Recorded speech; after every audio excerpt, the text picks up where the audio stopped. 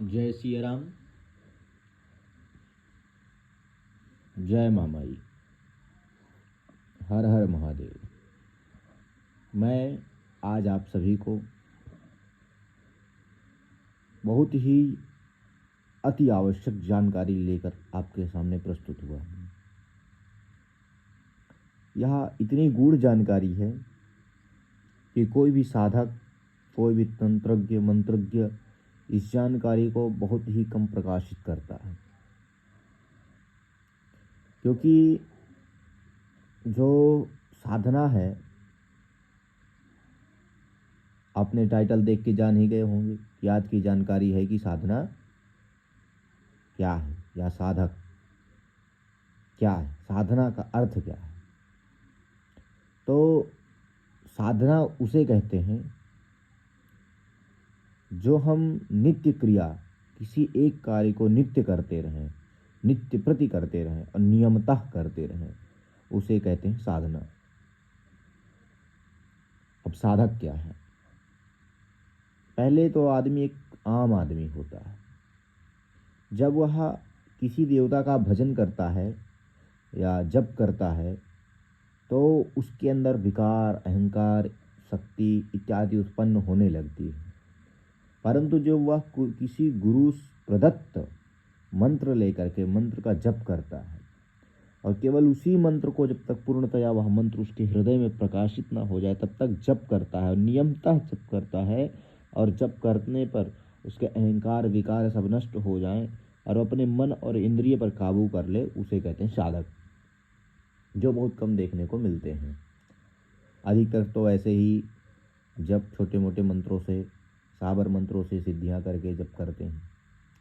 लेकिन जो साधक होता है वह पूर्णतया साधक तभी बनता है जब उसके मन में कोई विकार, कोई लालच, कोई रोग और कोई दुर्भावना उत्पन्न ना हो, सबको समान भाव से देखे, वो है साधक।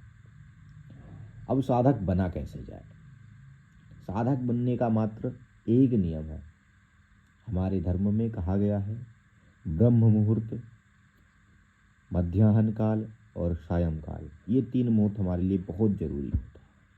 किसी भी एक मंत्र को किसी गुरु से, किसी ब्राह्मण से, या फिर हम जिस देवता को ज़्यादा पसंद करते हैं, ज़्यादा मानते हैं, उस देवता का एक मंत्र ले लेना चाहिए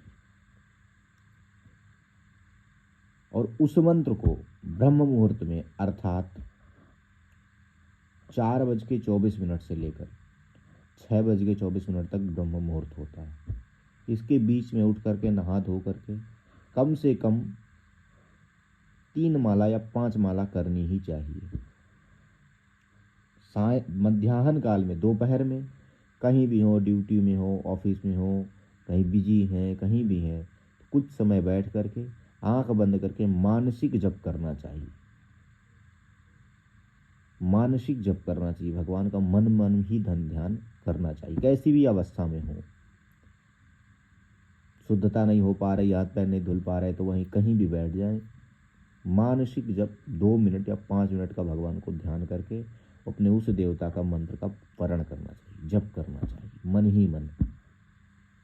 तीसरा, सायंकाल, शाम के समय सूर्योदय, जब सूर्य अस्त हो रहा हो, उस समय अपने उस देवता के मंत्र का जप करना चाहिए। माला से जप करें, माला नहीं हो सकती तो मन में बैठ करके 5 से 10 मिनट कम से कम उसका जप करना चाहिए।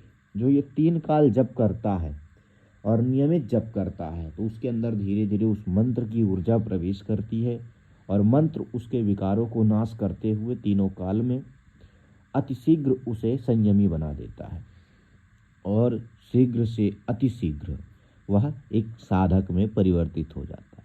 जब वह साधक हो जाता है तो उसके लिए किसी के प्रति कोई दुर्भावना नहीं होती, किसी से वह लड़ाई नहीं करना चाहता, किसी को कष्ट नहीं देना चाहता और अपने जीवन को व्यतीत करना चाहता है। इसे कहते हैं साधक।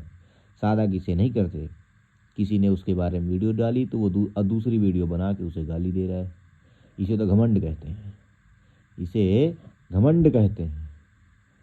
आपके अंदर इतनी साधक का बल है कि आप बड़े से बड़े तांत्रिक को हरा सकते हो या बड़े से बड़े व्यक्ति को हरा सकते हो, उसे प्रकट करके दिखाओ। किसी को गाली देने से, किसी को अपशब्द बोलने से साधक की गरिमा भंग होती है, और कभी भी साधक किसी को कुछ भी कहते नहीं है। नहीं तो हमारे बड़े बड़े संत हुए हैं, बड़े बड़े संत हुए हैं। नीम करौली बाबा हुए हैं, बाबा देवराहा बाबा हुए हैं, गोरखनाथ हुए हैं, और पहाड़ी बाबा इत्यादि बड़े बड़े ज्ञानी संत और ज्ञानी बड़े बड़े संत हुए हैं, जिन्होंने जिनके पास अपार सिद्धियां थी। अपार सिद्धियों का कोई भंडार कम ही नहीं थी, सिद्धियों का पूरा भंडार था, भंडार। लेकिन उन्होंने कभी कोई अहंकार नहीं किया, ना आपस में कभी लड़े और ना कुछ किए।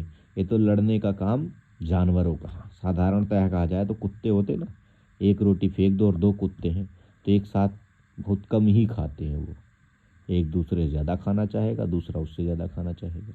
जो ताकतवर है वो जीत जाएगा, जो नहीं ताकतवर है झुक जाएगा। तो ऐसा ही होता है, जब साधक, जिसके अंदर साधक के गुण आ जाते हैं, वही सफल साधक कहलाता है। जय श्री राम।